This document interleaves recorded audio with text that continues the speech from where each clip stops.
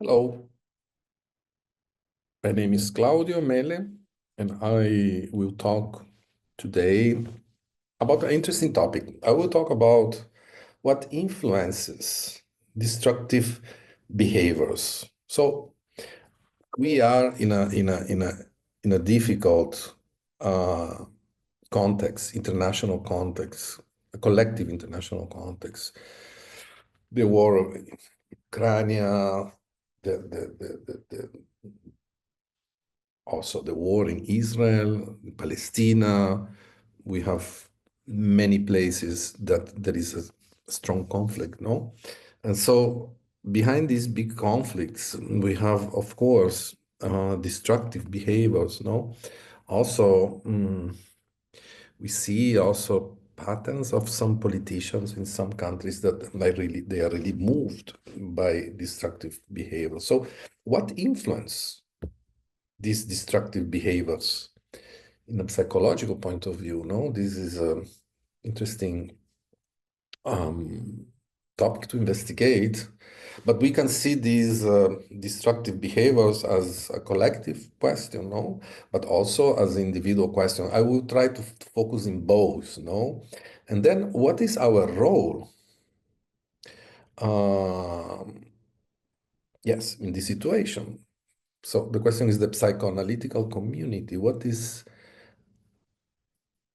we should continue to working with our patients in our praxis and thinking that it's okay, no, we are doing our function, or we can do more in this critical situation that we are facing. So I will speak a bit about the critical, what is the crisis that we are facing, in my opinion, what are the dynamics of this crisis, what are the behaviors, destructive behaviors, what are moving the destructive behaviors, what is the psychodynamic of this in individual point of view and collective, and then what can we do in this situation?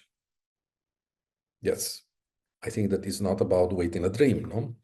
So because we must, I think, that do something to react in front of this situation. So the point here is what influence, we will talk about what influence destructive behaviors, particularly as seen in a collective context since the turn of the century, and what role is there for the psychoanalytical community.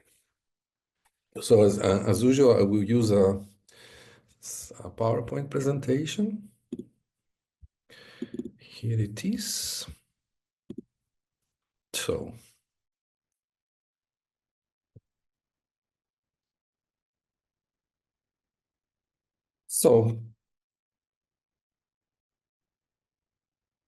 we're facing, no, not only a financial crisis, not just a war in Europe and in Palestine, that could really escalate into a global conflict, not only an ecological crisis, not only a political crisis. The current crisis looks like a collapse of the entire social order. Not only the entire social order, also the planet is collapsing, no? This, yes, this growing without limit. And we need more than 12 planets if every person in the planet will have, yes, the income, the average income of a person in the US. So with this planet, we cannot continue to grow in this way, no? So why we are consuming so much, no? Why, and also this concentration of wealth, no?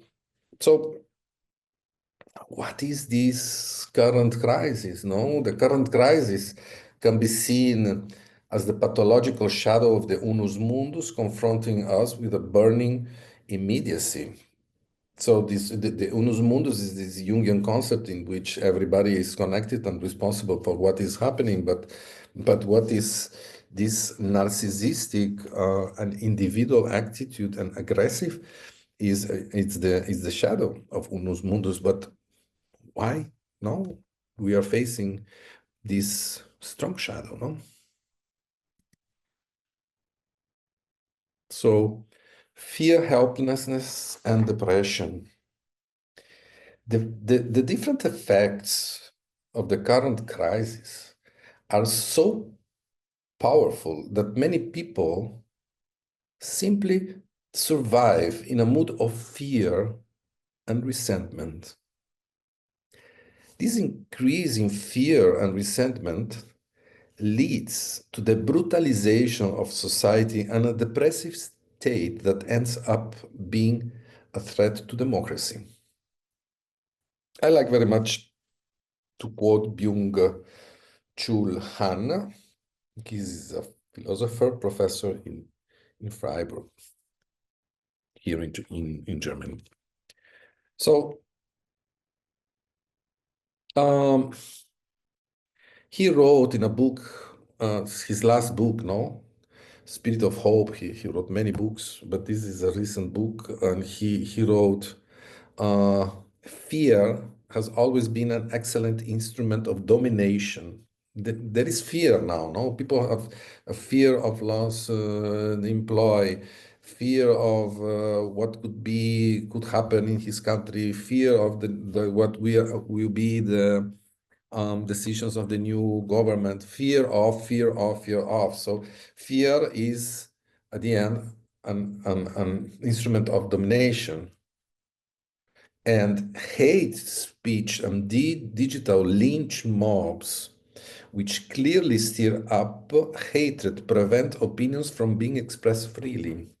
So we see many parts of the world, no, that people cannot more express their opinion, no? In different countries, this is happening. So let me switch on the light here because it's starting to.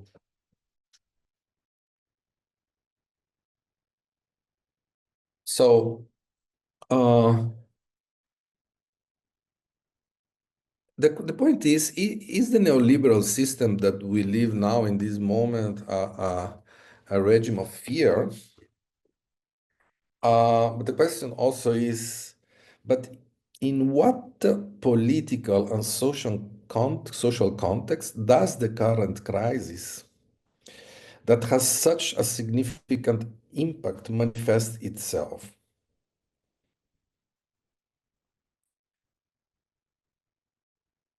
The question could be also, is the current neoliberal system transforming itself into a regime of fear that creates the impression that individuals are free because of the narrative that they are entrepreneurs of themselves? Because everybody now thinks, well, I am entrepreneur of myself. So I go into burnout, I go into the depression because there is nobody that is putting me into pressure. I am the responsible for this pressure because I am entrepreneur of myself. So Byung-Chul Lang also, he wrote, no, about the neoliberal regime. He said the neoliberal regime is a regime of fear. It has caused people to isolate themselves by turning them into entrepreneurs of themselves. Indiscriminate competition and pressure to perform more and more weaken the community. Narcissistic isolation breeds loneliness and fear. So when we are under the narrative of the neoliberal, the leaders of the neoliberal system, we don't see options. We believe that we are entrepreneurs of ourselves and we have the control of what we are doing, and when we go into producing and working and consuming and going into this looping, we are think that this is our decision. We cannot understand that we are under a mechanism. This is what Byung-Chul Han is trying to express. And at the end, this indiscriminate competition and pressure to perform weaken the community because everybody is isolated and lonely in their own place, in which fear is the emotion that is working. But this is opinion of, yes, is an opinion, no? But I think that it's always very important also to see what is the opinion of people of the forest, no? What people of the forest think about the contemporary crisis. And here, this is Ayrton Krenak, and he is a leader, no? In Brazil. He's a leader.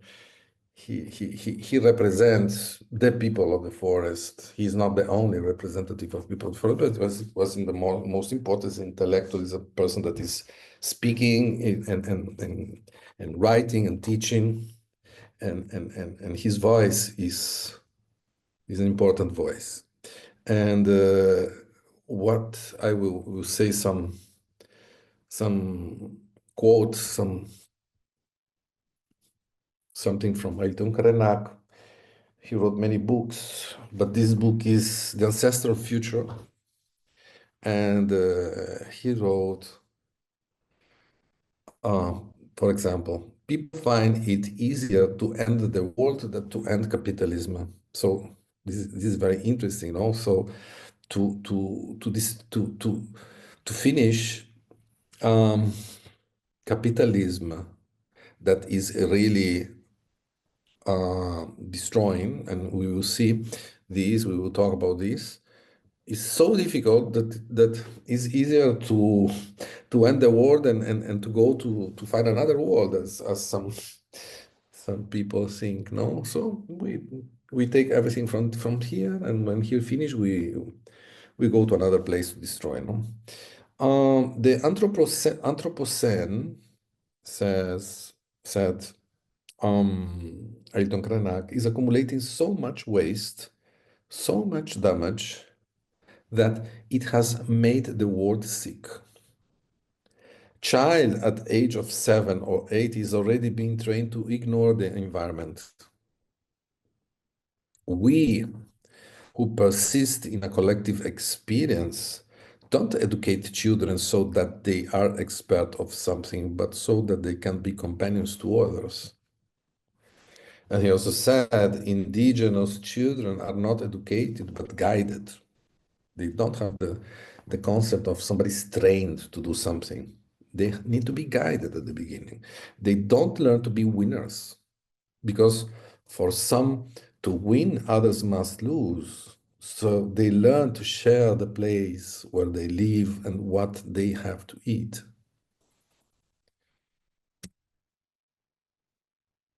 So there is an interesting quote of Byung-Chul Han about self-alienation of humanity. This is another book that he wrote, is Capitalism and Death Drive, in 2019. He said, what we call growth today is a carcinoma proliferation without a fixed target. Production increasingly resembles destruction. The self-alienation of humanity has possibly reached that point where it experiences its own destruction as an aesthetic enjoyment. But why we need to grow so much? It seems that a country is considered that is an important country if the country can grow. But what is the problem if you don't grow? More important than grow is to make a good distribution. You can grow less with a better distribution and with less destruction and more, and people can be happy. So we used to measure GDP and speed of growth in an economic point of view are the most important things, but this is really no sense, no?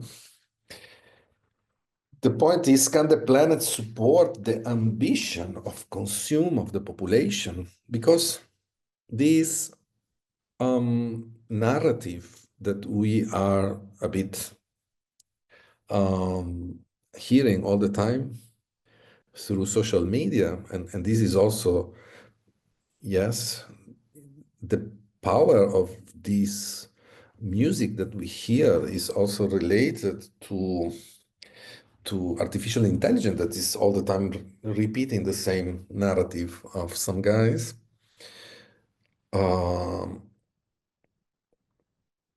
related with this ambition of consume. Why we should consume so much, no? So the question is, can the planet support the ambition of consume of all the population? How many planets we need? So this crisis is, I think, that is also related to the fact that we are not longer able to relate with the soul, no? Consider the soul, what is the soul, no? The soul, we can consider that the soul is everything that we don't know, we can explain, but we know that exists, no? We cannot relate more with that. And we feel lost. We feel lost. We are like this image, no? In everybody in his whole, no? So we cannot more feel that we are part of the universe. We are lost. There is a strong disconnection between man, the planet, and the cosmos. We feel far, far from the inner world, the social life, to the planet and the cosmos.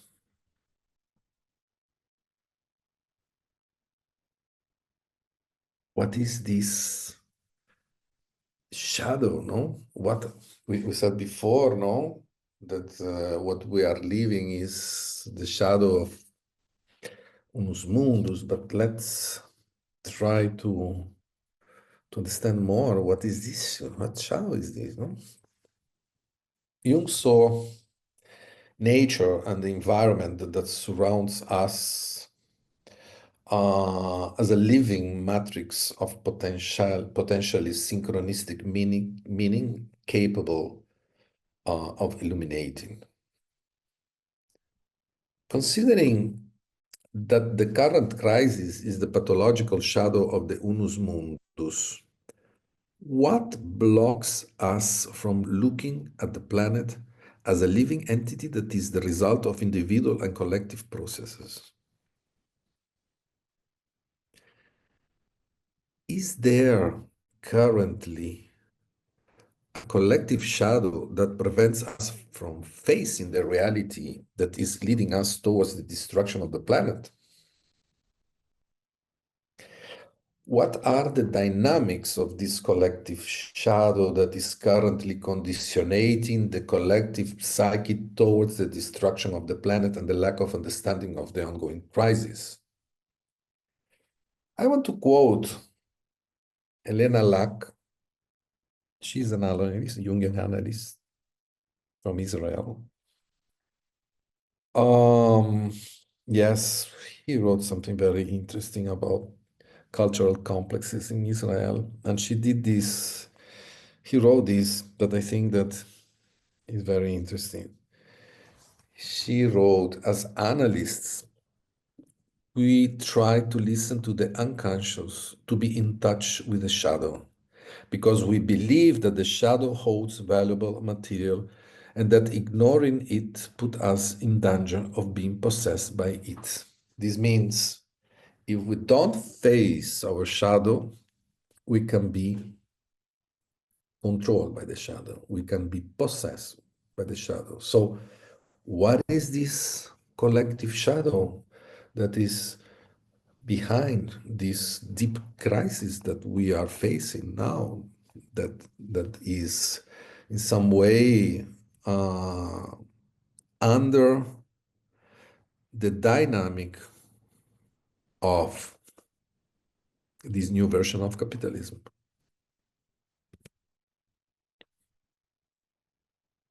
Yeah, we are under the influence of the neoliberal systems narrative through social networks, now enhanced by artificial intelligence, as I said before.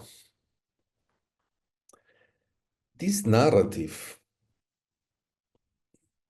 that is the narrative of the leaders, and the leaders are not, I'm not talking about political leaders, I'm talking about the leaders of the corporations that are who are financing the political leaders. So the political leaders have to deal with leaders of corporations.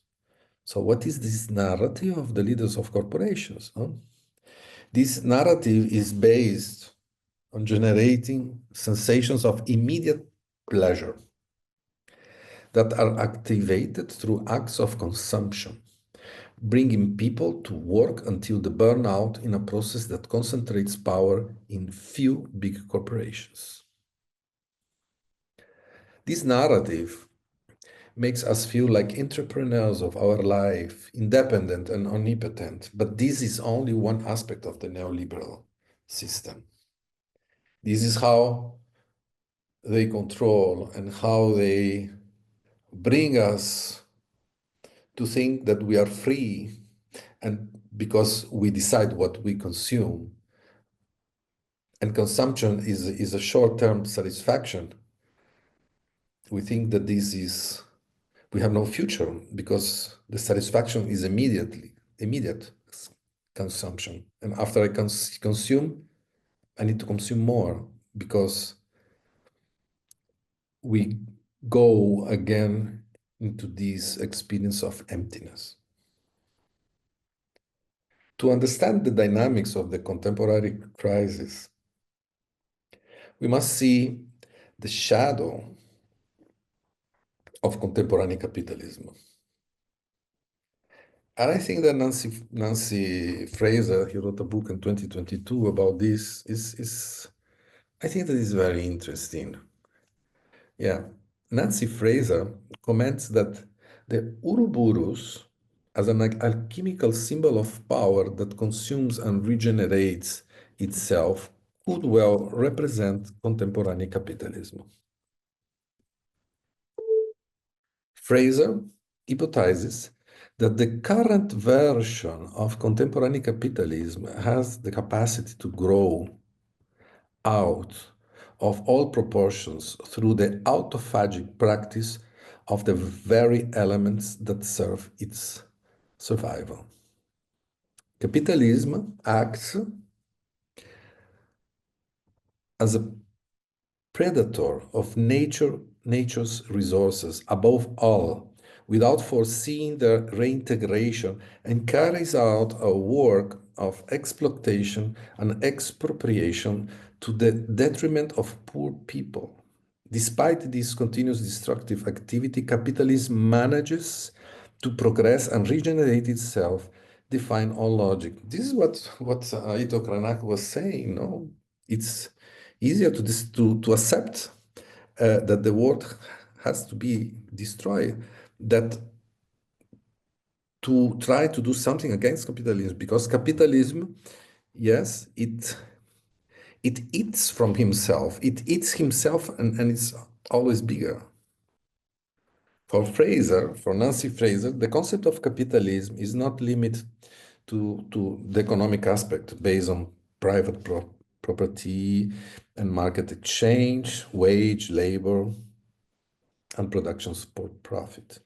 Capitalism is something bigger, a social order that empowers a profit-driven economy that takes advantage of the extra economic supports it needs to function, such as the wealth expropriated from nature and subject peoples, reducing the energy and creativity of working people.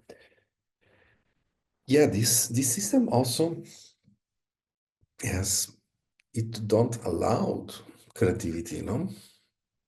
And this energy that is for creativity is taken to another um, another finality, no? Another aim. So going back of this analysis, that is a collective analysis of what is happening, what is this shadow, what is this system, how is this system working? So the question is, are we again under Wotan? Yeah, we all know that Jung, yes, wrote about Wotan, no? And the possession, no? This archetype of destruction, no? Of war, no? Capitalism society divorce its own substances, as we see, no, this image of the Uruburu. I eat my, they eat the tail, and they divorce the what is moving it. So divorce its own substance in a self-destructive movement, a self-destructive movement. So at the end, is destructive, destroying itself in some way. You know, this is a very Marxist concept. Some people think that we cannot use Marxism theory in this moment. I have my doubts. What we face is not just a crisis of rampant inequality and poor paid precarious work. There is something more. This is not only an ecological crisis in which a warming planet produces lethal plagues. No, is also not a political crisis. It's something worse. It's a general crisis of the entire social order in which all these calamities converge, exacerbating each other and threatening to swallow us whole. So the point is, Jung talked about that in the period of the First War, no, that we Europeans could have been possessed by Wotan.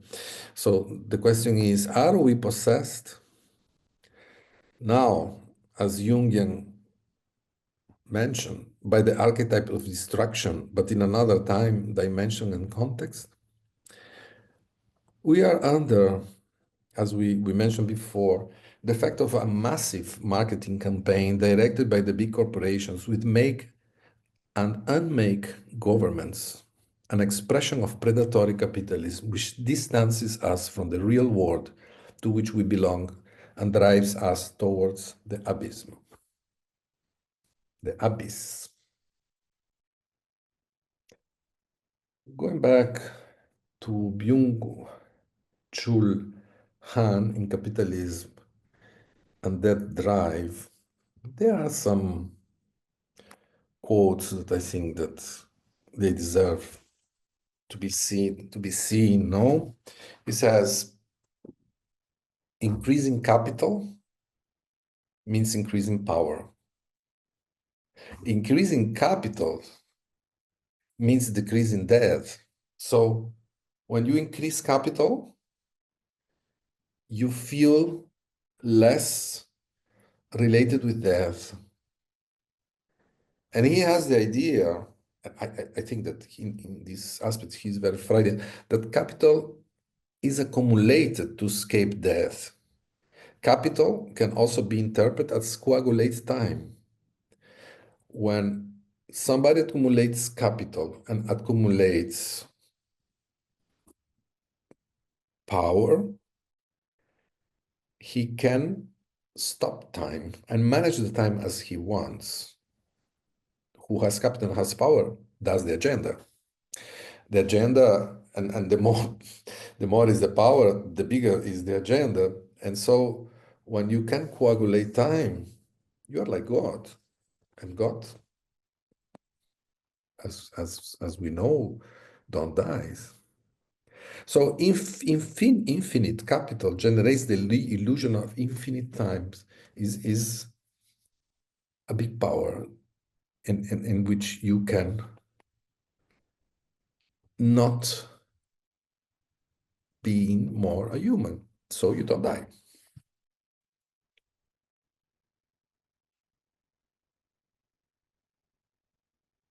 But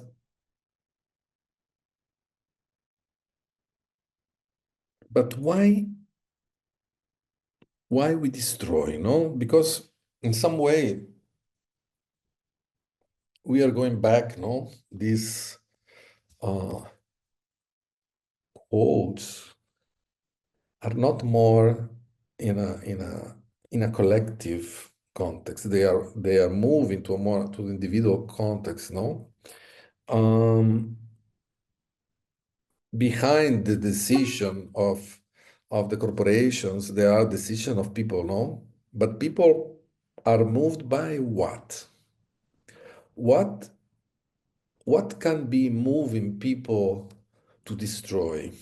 No, to because this the capitalism is the narrative of the leaders of the capitalism is a destructive. Is a narrative that brings us to destruction. We saw the question of the Nancy Fraser and how is the Ouroboros, but the point is why we do this. So Byung-Chul comments that for Freud, the death drive founds in capitalism the economic form in which human beings, as wild beasts, can live and make better use of their aggressiveness. So the system, the, this concept is what is destructive is in the individual, and what is destructive, what causes destructive, fits in the capitalism system in the best way. Why? Because he says in this case, the destructive force is diverted in the direction of economic growth, which also ends up becoming a mechanism of collective destruction because the planet is unable to support this unbridled growth. So all this energy of destruction of the individual, it's canalized and fits very, very well with capitalism. But this individual aggression is moving to a collective expression of behavior. For Freud, the death drive is biological. Biological. It is about going back to what exists before, no? Like Freud talks about, he started working with yeah, um, Eros, no? With the Eros drive, and then he moved to the death drive, no? And the death drive is to go back to do inorganic. So this death drive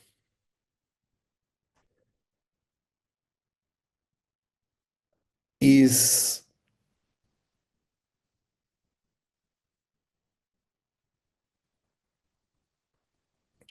biological or social. There are different ways of explaining the dynamics of the forces of destruction, and they are divided basically in two big trends. The first is that which considers that human violence is in human character. That means a biological product of the most animal instincts that survive in our species. So this concept yeah, is inside us. We have nothing to do. Yes, we bring this in our biology, and so we have this destructive behavior. But in this case, we can think, oh, so if it is this, one could act by correcting the behavior. as some lines of psychology defended, no?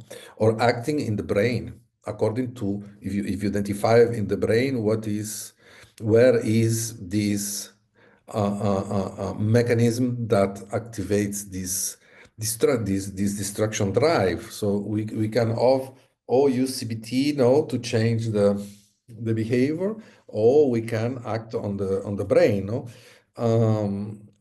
So on neurological connections that predispose these aggressive behaviors. These are very simple understanding of the problems, only to give an example. But the second trend, no, it is no, human aggressiveness does not have a biological origin, but is a phenomenon acquired in the social context. In this case, regulation and control could maintain aggression and violence under control, of course.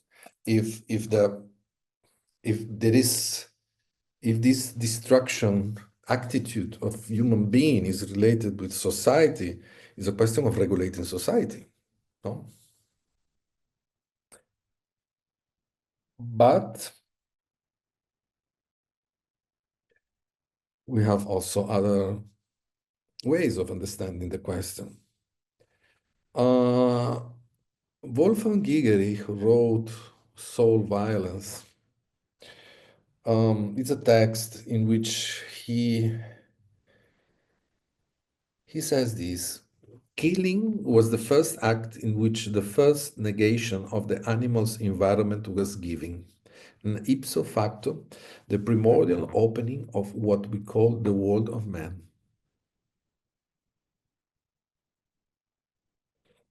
So, for Gigerich, with the killing, man provokes and opens his entrance into the world and consciousness through his own acts. So, violence is related with the building of consciousness. But then we go on, we do a step more in this direction. So in this case, according to Gigerich, violence represents what moves the human being in the direction of the initial state of consciousness. So violence and consciousness could have a relation, in Gigerich's opinion, in this text. But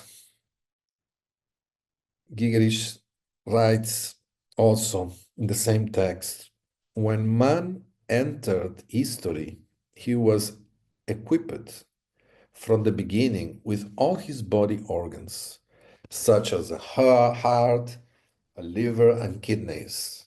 But he was not by nature, by birth, equipped with consciousness as a finished product.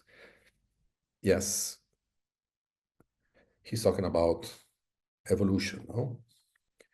Man began to build his consciousness in a state with sadistic impulses and terrible aggressions that sometimes exploded into violent acts.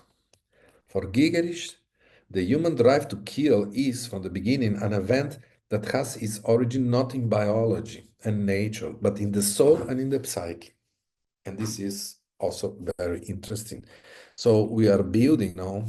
Violence could be related with something biological, could be related with something social, could be related with the psyche, and could be related with the soul, no?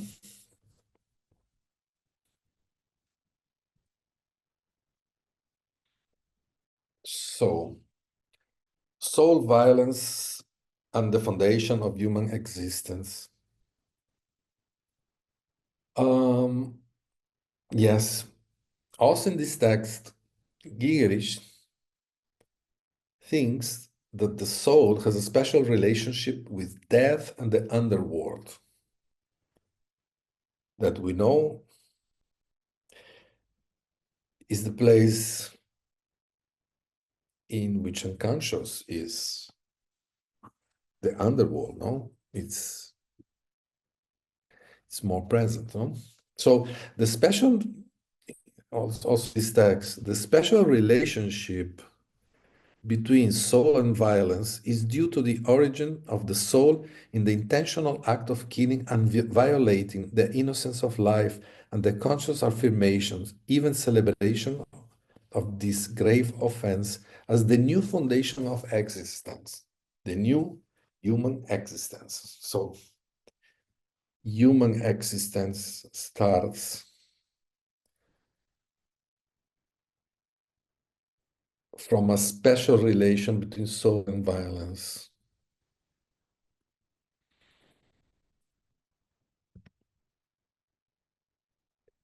Yes. So we also need to, I think that is interesting also to understand what Jung wrote about this, no? What was the opinion in that period, because Gigeris is a contemporary Jungian, no? But what Jung said about this, no? And so there is in collective work, volume 10, that I think that is very important to read, to understand. There are some parts of volume 10, civilization transition, we can really find interesting reflections about that helps us to understand the contemporary crisis. But Jung comments about psychic violence. He says psychic violence has rather to do with the unconscious soul, because everything that presents itself to man from that dark territory, from the unconscious, is considered either something coming from outside, therefore real, or a hallucination, and consequently not true. That a thing does not come from outside, and yet is true, something that the humanity of our time is beginning to understand. So he said the violence, it don't comes from the out, it comes from the in. And it has to do from the unconscious soul.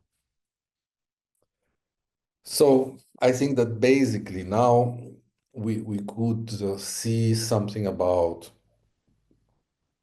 the contemporary crisis. We see that a bit about the dynamic of this contemporary crisis.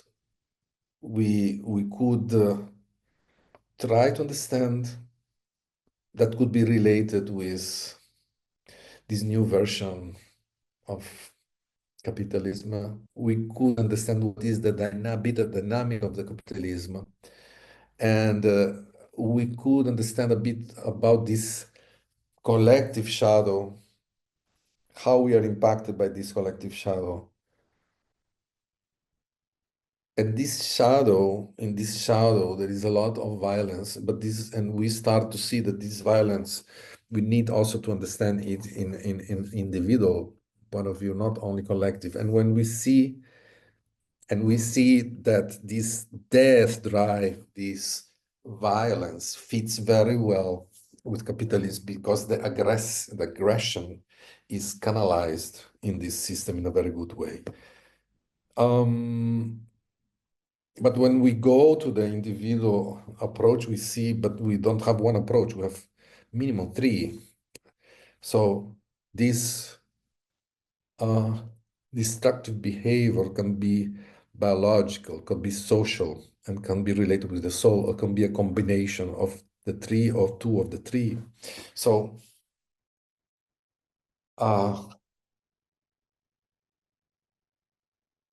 let's go on.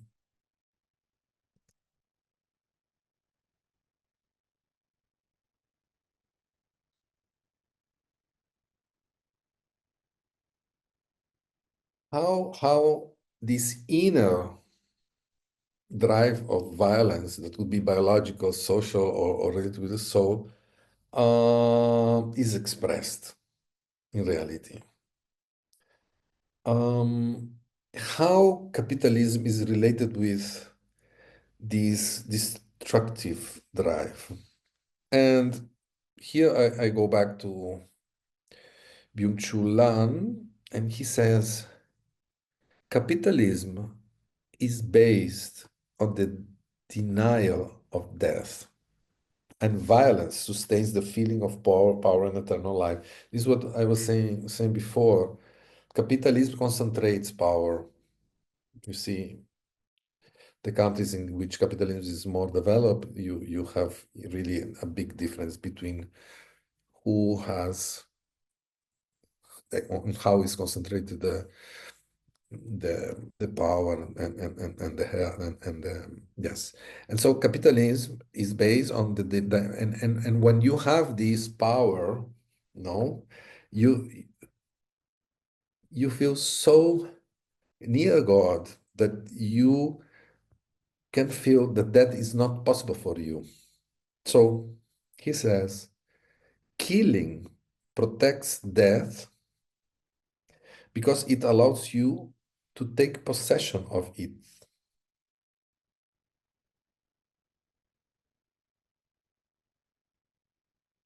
And he explains why wealth accumulated to kill is imagined as wealth to survive. Every death wakens the group. It is therefore necessary so that the feeling of power can be reestablished. When the power needs to be reestablished, it's necessary to kill because death wakens the group. If you have money, you have a divine power to kill. Accumulated money gives its owner a predator status. He is immunized against death. The logic of capital accumulation corresponds exactly to the archaic economy of violence.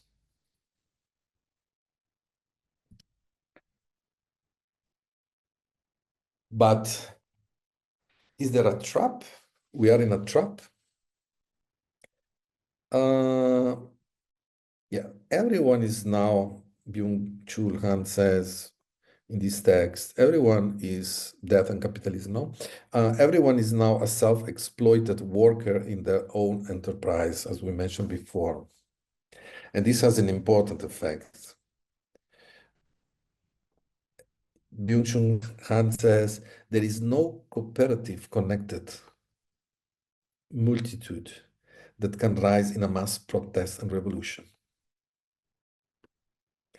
So you say, when people go under the narrative of the leaders that is about feeling that you have your own enterprise, so you're self-exploited you because you are the owner of yourself. So there is not you're not exploited by the system, you're exploited by yourself.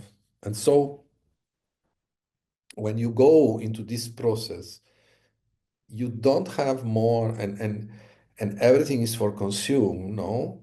And this working consume. So he said there is no space for mass protect and revolution in this system. I prefer to say that it's not impossible to resist and react, but is much more complex than in the last century. Is why many don't use more the Marxism tools to read reality. So Byung-Chul Han says it's not possible to explain neoliberalism through Marxism. It doesn't even have the famous alienation of labor. Today, we throw ourselves into a work with euphoria to the point of exhaustion, even burnout.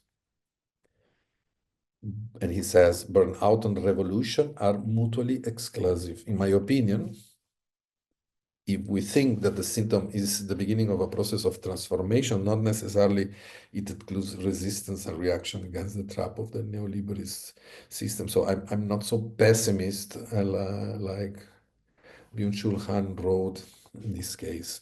But going back to this neoliberal trap, no, that is very interesting in my opinion.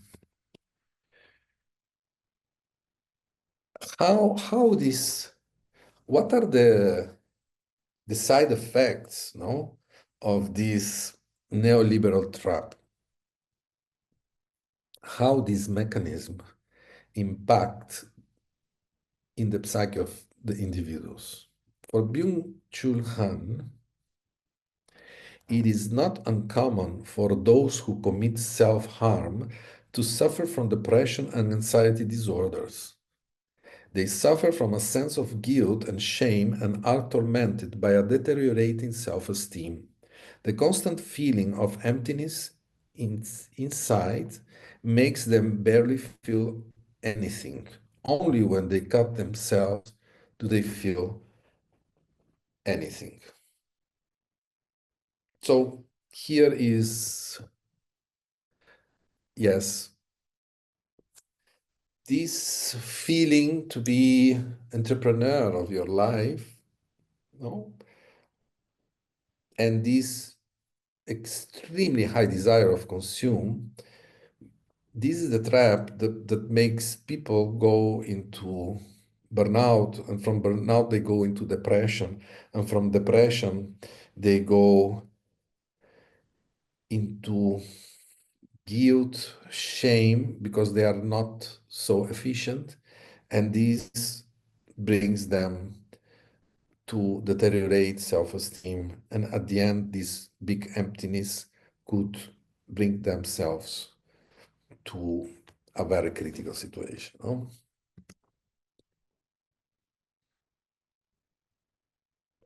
Yeah, about this emptiness.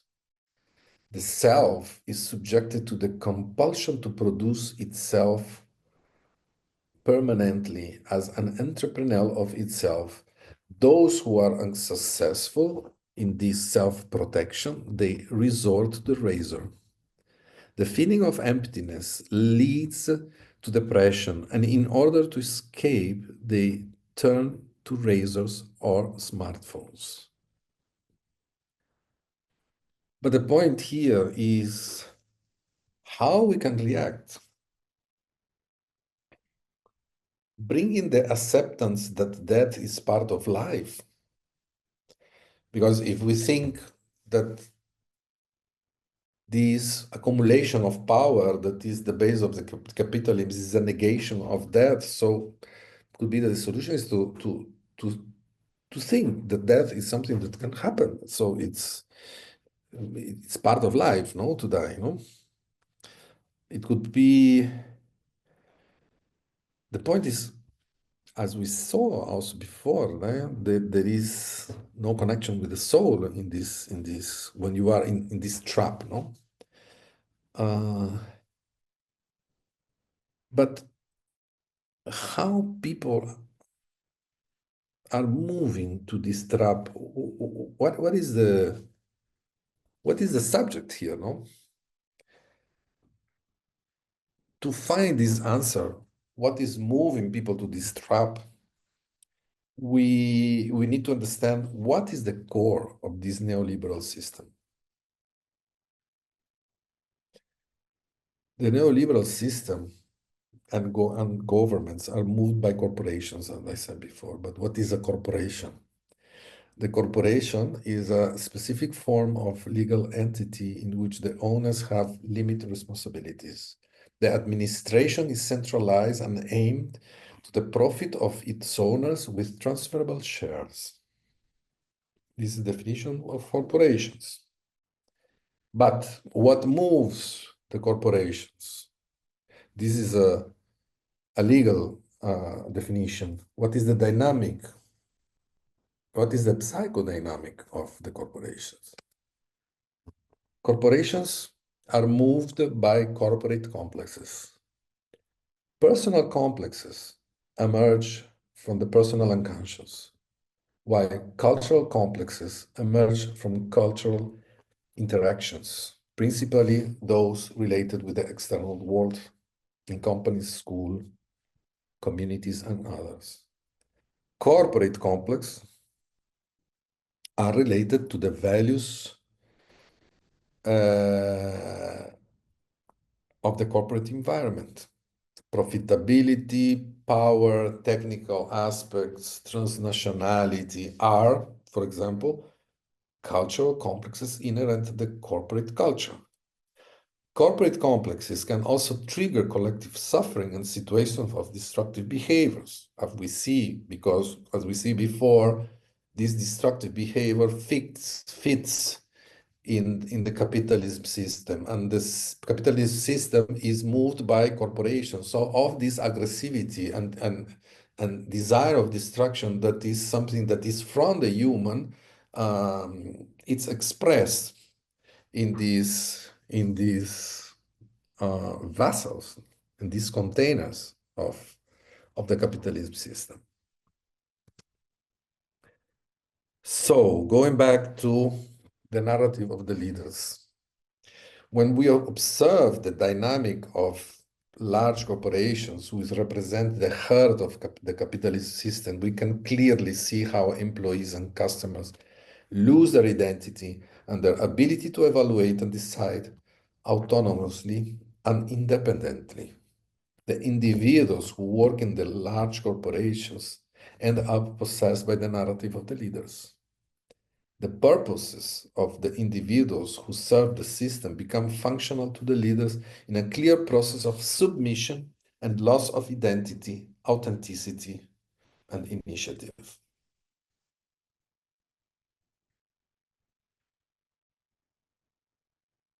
We also find in the structure and functioning of large corporations rituals in which the narrative of the leaders is transmitted. I participate on many of them, generating a new version of possession that divorce, like Saturn with his own children. Individuals end up disconnecting from their self in the face of the collective expression of the capitalist system, losing their own identity and experiencing a regressive process that leads to a narcissistic state of unconditional surrender to the leaders who articulate and guide the large corporations. So the individual's expression and creativity tends to be emptied, leading to disinterest and a terrible feeling of not being alive. The increase in clinical pathologies of individuals directly or indirectly linked to large corporations is significant. And there are the numbers we can see also. But above all, there is a spiritual emptiness, a lack of meaning, and a lack of perspective.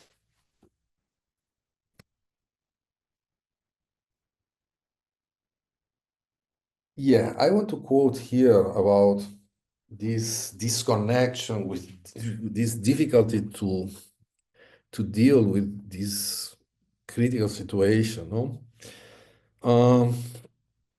I want to quote Roberto Gambini. Here is Roberto Gambini's opinion about the roots of the actual crisis in contemporary society. This is in Our Future Lies Hidden in Our Roots. He's a paper that is in this analysis and activism, social and political contributions of Jungian psychology. He said, my analysis of the deep crisis of the contemporary society focus in the alarming loss of essential values, as well as the psychological disconnection with the archetype of conjunction of opposites, nature and technology, for instance. For Gambini, humanity had lost a sense of orientation and a whole sense of fundamental values because the archetype of a possible conjunctions of opposites as a mental procedure to weave a fantasy of future is not activated. So our fantasies are not side. There is no hope because everything is now. There is no future, and hope is related with future. And so there are no fantasies. And if there are no fantasies, there are not fantasies also about conjunction of opposites. It's only to react. Action and reaction, action and reaction. A bit more about this concept of Gambini, technological values and ancestral soul. It is essential to confront technological values with those of the ancestral soul that are lost in the collective unconscious. For Gambini, it is possible and desirable to counterbalance current reality such as the predominance of technological values with the now practically lost wisdom created through the ages by the ancestral soul of mankind. So these, we are under the effect also of technology, no? And now artificial intelligence.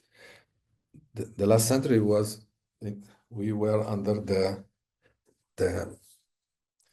effect of industrialization. Now we are on the effect of this new stage that is related with the development of artificial intelligence. But this is technology. So it is a question of how we can face technology, and not be a slave of technology, not go under a trap of technology. And for Gambini is trying to reconnect with these ancestral values of the soul. But here comes a central question that is, but what can we do as analysts? You say, you probably are thinking, boom, you put me now in a big problem. You see, you show that this is all a big chaos, there is no way to react. But the point is also, what can we do, no? And so here, what is the role of the community of analysts now in this crisis? I'm not talking about the individual, the analyst as an individual. I'm talking about analysts as a community, no? And I want to quote Martin Barreau, no? Martin Barreau, he wrote, the traditional understanding is that the individual transformation changed the world, as if society is basically the sum of individuals. Focusing our analytical practice in these terms, that means only on the individual, make us lost touch with the historical, cultural, and political context in which we are inserted, failing to see which archetype dynamics are activated in the social context. So, in Martin Barreau's opinion, we cannot focus on the individuals. These individuals are an effect of many other things. When the individual comes in our practice, he don't come alone. He comes with a lot of other things that are in the room, the praxis room. So it's important to mention that being aware of our historical context also means understanding the anima mundus, and to understand, we need to understand the anima mundus to understand the unus mundus, no? But who was this guy, no? Martin Barreau was a relevant figure in the intellectual community in America, a social psychologist and a philosopher. He studied classical languages and humanities in Quito, in Ecuador, humanities and philosophy in Bogota, in Colombia. In Europe, he studied theology and completed a PhD in the University of Chicago. In 1981, he assumed the position of academic director in the University of Central America and head of the psychology department. He wrote an interesting book he wrote many books about psychology of liberation and how to renew the traditional approach of psychology considering the external reality, no? What I mentioned before, what the patient is bringing in our praxis, no? It is essential for analytical psychology to also broaden its gaze towards the ideological, political context in which human life is inserted. We cannot avoid seeing this because it influences people's life and even causes psychological suffering in large parts of the population. Martin Barreau, about this topic, he wrote, psychology cannot be done today in America without assuming a serious historical responsibility. That is, without trying to contribute to change the conditions that keep the popular majorities dehumanized, alienated from consciousness, and blocking the development of their historical identity. Acting for human emancipation becomes necessary so that we don't run into our own destruction, being swallowed up by our own destructiveness.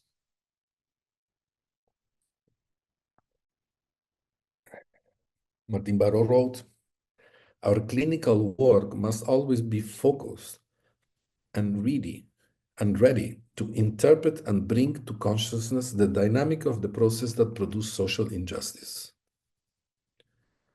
These processes are intensely present in a large part of the planet populations. Many are even forced to abandon their experience of individuations to survive the effects of social relations that foster and express themselves through violence.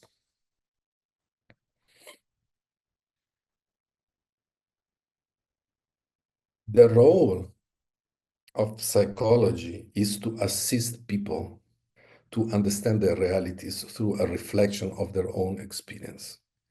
Martin Barrow working with a special focus in the social psychology. But in my understanding, this is also related to the role of the psychoanalytical society. Ignacio Barrow, in Writings for a Liberation Psychology, wrote, the people's lack of information about the world they were inhabiting and their inability to see the truth of that war reflected back to them by the communications media had to be defined as a problem by psychology's establishment, societies, and organizations. So this sentence was written in the last at the end of the last century, but it's still actual, not only in America, but also in Europe and in other parts of the world.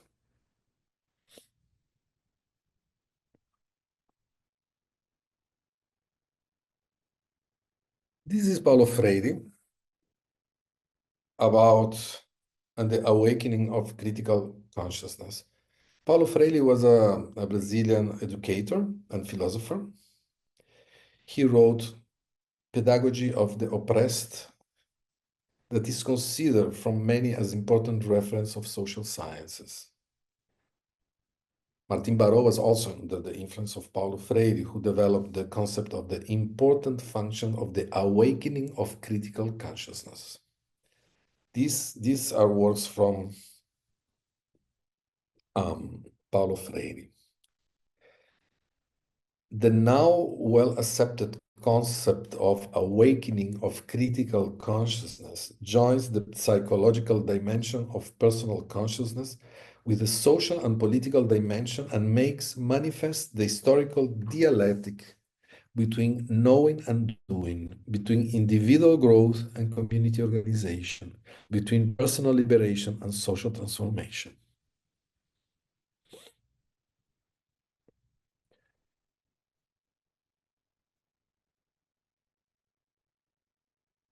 The question after we saw these quotes, no, of Martin Barrow and Paulo Freire is, can we as analysts transform the world bringing consciousness? Martin Barrow wrote, North American psychology looked to the natural sciences for a method and concepts that would legitimate it as a science. And in order to get social position and rank, it negotiated how it would contribute to the needs of the establishment power structure. But my question is this only happening in North America? I don't think so. And he also wrote, uncritical acceptance of theories and models is precisely the negation of science's own fundamental principles. I like very much this sentence, and I really believe in that. The dominant models in psychology are founded on series of assumptions that are rarely discussed, and even more rarely are alternatives to them proposed.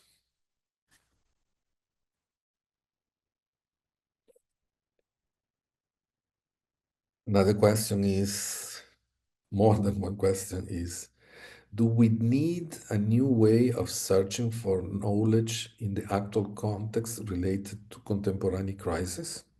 Do we need a new perspective and a new practice? Could be that this new praxis is related to acting and transforming reality, transforming ourselves in the process of transforming reality. I think that this is the concept that is, when I read Martin Barrault and I read Paulo Freire and other people that wrote about this, I think that this is is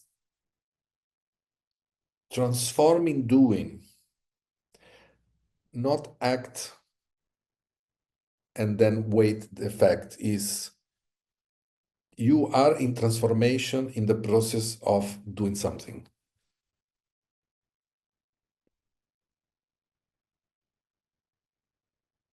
How to act and bring consciousness in this actual context? To bring consciousness in the actual context, we need to move from the comfortable place of only dealing with thoughts and abilities. We need to go through a process of transformation, transforming reality. We cannot transform ourselves if we don't transform reality, and we don't transform reality in our praxis. But how we can do this? Learning to read the surrounding reality and to write one's own history. Learning to say the word of one existent, which is personal, but more significantly collective.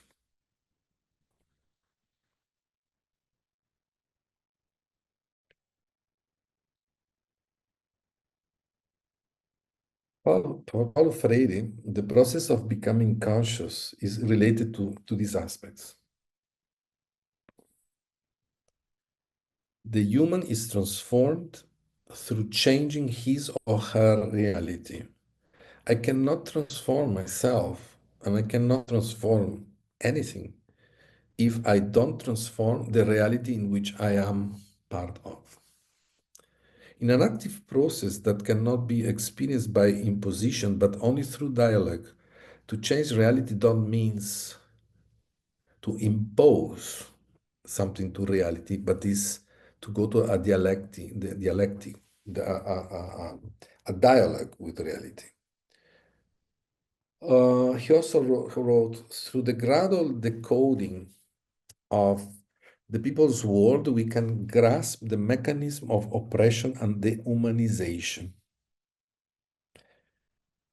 We can see in people, we can grasp in people, we can feel in people all these um, social aspects that are behind his existence.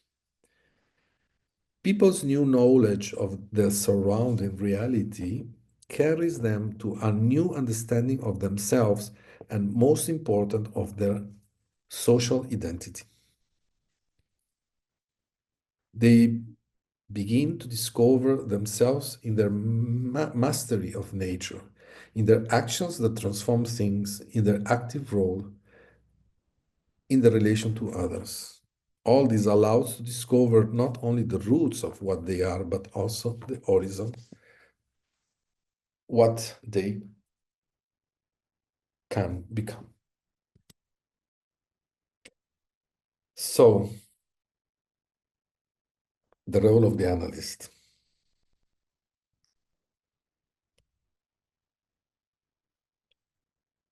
could be that this is a question, no? That the role of the analyst in the actual context, actual global crisis, is to work to achieve a de-alienation of groups and individuals, bringing capacity for critical understanding. Martin Barrow wrote about this topic.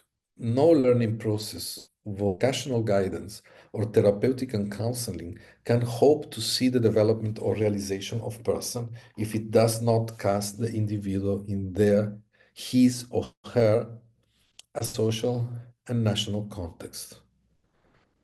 It means you cannot think about that work is not complete if you don't see that there are these other aspects, thereby setting for the problem of one's authenticity as member of a group, part of a culture, citizen of a country. The process of bringing consciousness in psychotherapy must enable the individual to assert his or her personal and social identity as part of a movement of collective and national affirmation. It's not the hands of the analyst to change the structural socioeconomic injustice, but yes, he says, to help find paths for replacing violent habits. What is the role? Or the analyst has not to change the socioeconomic structural injustice. He has not to go to the world and stop their actions, but they need to help to find paths for replacing violent habits with more rational ones. If the definition of a project for national autonomy does not lie within his or her competence, the psychologist can contribute to the formation of a personal and collective identity that responds to people's most real demands.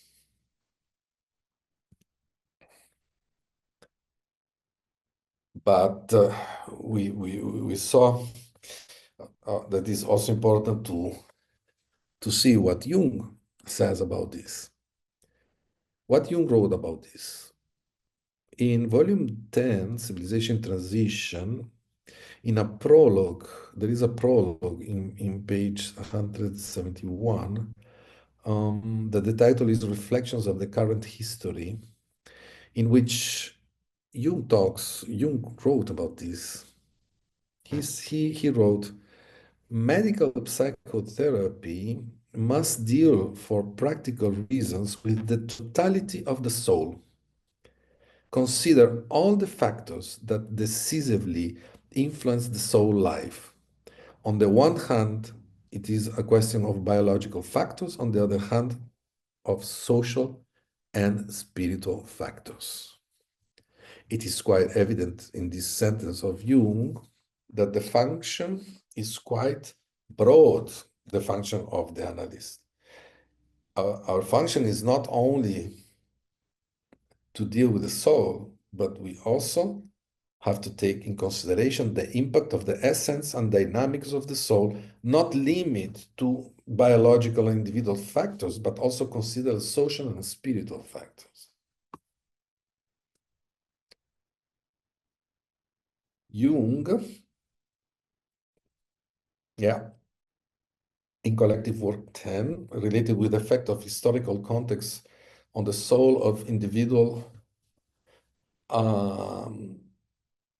he wrote, an epochal situation disturbed to the highest degree, such as ours, with its excited political passions, its revolutions bordering on chaos, and a worldview shaken to its foundations, has such a powerful influence of the soul event of the individual that the physician has no choice but to pay the utmost attention to the effects of historical circumstances on the individual soul.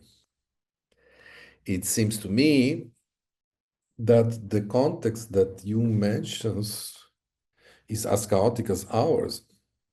Could be that ours is as more chaotic. As Jung makes it clear that the analyst cannot fail to take into consideration the impact of the historical context on the patient's soul.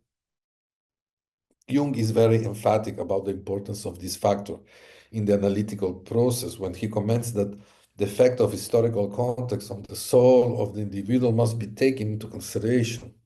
But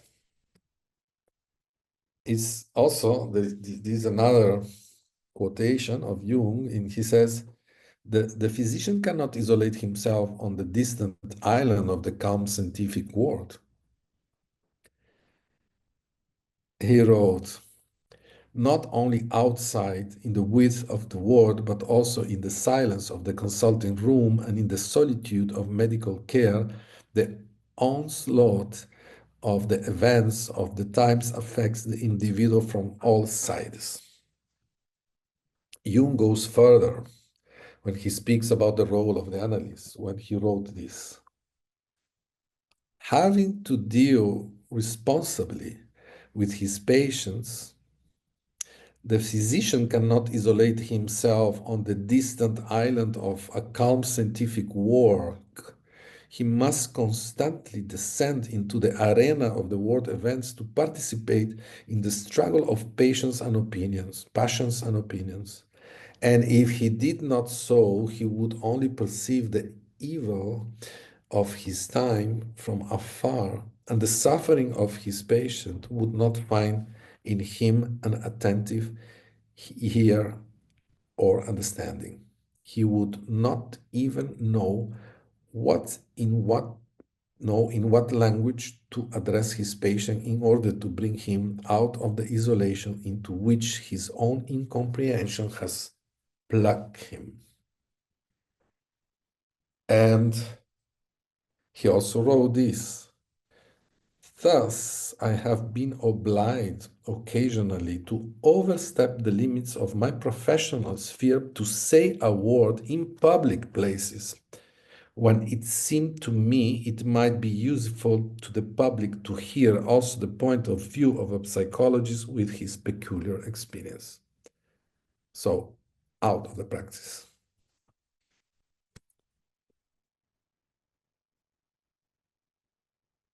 The actual feeling of emptiness can activate a mechanism of projection, of a um, latent anxiety, which helps to further polarization in families, social groups, and nations. The point here is, yeah, what we feel, this emptiness, no? I can develop more polarization in what is surrounding me when I project this fear, this loneliness, and um, this emptiness into what is around me. This at the end cause more tension, no? More polarization, not only in families, but also social groups. The traditional way in which the psychoanalytic clinic works is by focusing on the individual as a patient. This approach has been broadened and used for groups. But the current crisis make it necessary to apply the approach to other extended groups such as corporations and political organizations.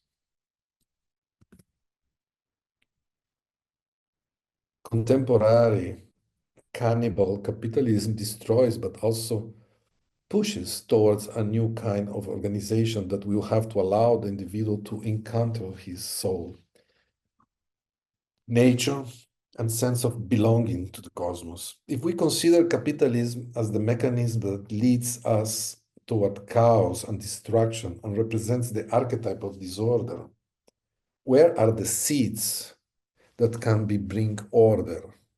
Uroboros and Unus Mundus symbolize the end, but also the beginning.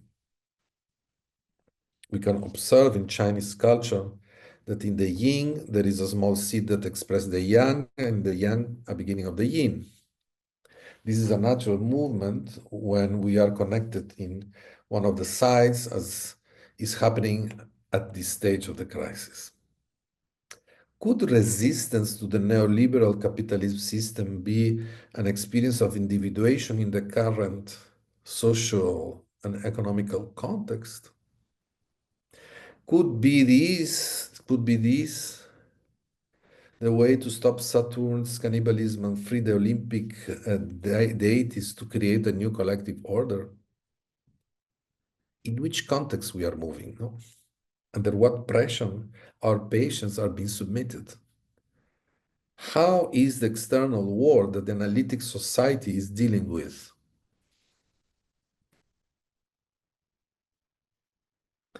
In this context, actions based on the belief that love of life is the strongest weapon to confront the current climate of violence and destruction are necessary. It is about facilitating the conditions for the intrinsic element within everyone, which also represents a primary element of creativity and innovation, to flow and interact with reality through an energy no longer guided by the archetype of destruction. Taking back part of the collective shadow as one's own and voluntary suffering for it consciously is an act of love for life, is an act of creation and of renewal. In this way of confronting the polarity that destroys and resisting the state of emptiness and immobilization. Could this mean to experience collectively individuation in a context where darkness predominates? It is possible. Could be that resistance based on collective work promote the awakening of a hope committed to the action of building a reality base of transparency and sincerity that illuminates an alternative path of destruction?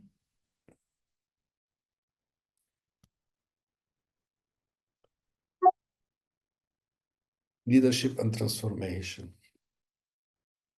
Considering that the mechanism of destruction lies in the functioning of the corporations, it is important of thinking about actions that can directly aim to transform their functioning.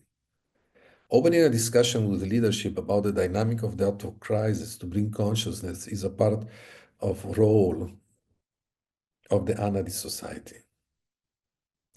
Not only with the corporate leadership, but also with the political, religious, and cultural leadership. Bringing the discussion related to our interpretation of the contemporary crisis out of the psychoanalytical field is an important part of the role of the analytical society. Resistance to the shadow of the neoliberal system expressed through corporations is the current social and economic context of the destruction of the planet. In the current social and economic context of destruction of the planet can also represent an experience of individuation. This experience is necessary to stop Saturnus cannibalism so that the Olympic deities can be freed from obscurity. To this end, it is extremely useful to be nourished by the basic principles of the concept of unus mundus, which includes the idea of permanent exchange and being in constant resonance with the processes of the psyche, the world, and the unification of the integral human being with the world and with the cosmos.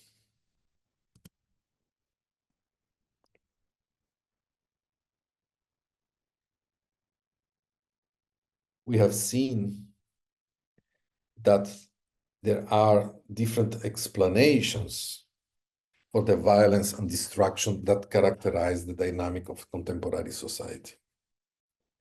The explanation of the origin of violence can be based on biological, cultural, psychological, or spiritual concepts, or a mix of some of all of, or a mix of all of them.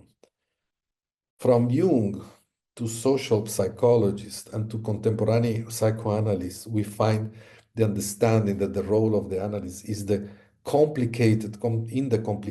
this complicated contemporary scenario of violence and destruction should not be limited to the activity of the consulting room and the theoretical and research activity that we normally do. We must try to understand what is happening, share our understanding, publicly, resist acts of violence and injustice, withdrawing our own shadow, assuming also our own responsibility for what is happening. The process of individuation is not exclusively an inward experience. It is also related to the search for authenticity expressed in the collective.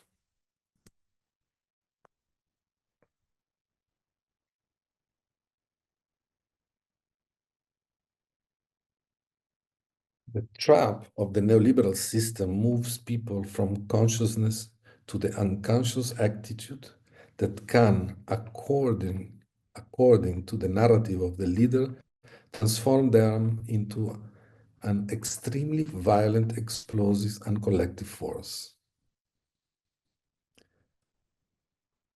The loss of consciousness in the corporate world becomes an act of alienation from life. And this process is not limited to those who participate directly in the activity of the corporation's operation, but also to those who consume their products. When people get caught into the trap of the neoliberal system by the narrative of the leaders, they become slaves of the technology, addicted to consume and alienated from nature.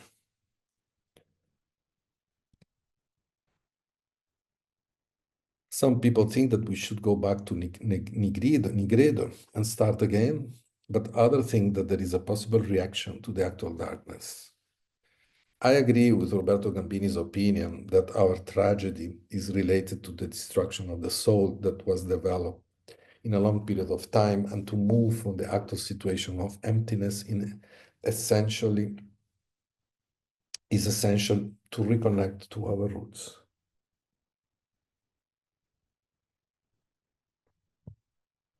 We need to reconnect to our roots values to move from the actual emptiness. But how can we move from the actual emptiness? I could list here some ideas related to how to proceed in this direction, but I prefer to make a reference of a recent text of Byung-Chul Lan about hope. I think that reflecting of the meaning of hope is essential to facilitate that necessary reconnection with our essential values that I mentioned before. In hope is enclosed an active dimension, which moves us to act and inspire us to do something new.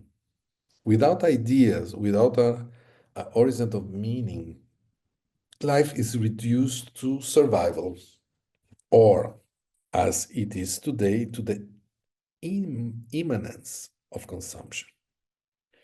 Consumers have no hope. All they have are desires and needs, nor do they need any future. When consumption becomes absolute, time is reduced to the permanent present of need and satisfactions. The word hope does not belong to the capitalist vocabulary. Whoever has hope does not consume. With this sentence, I finish this presentation. I hope that this was, yes, that this will give some, bring some questions, some ideas, some perspectives. And so this is what I had to say before. And so, bye. Have a nice day.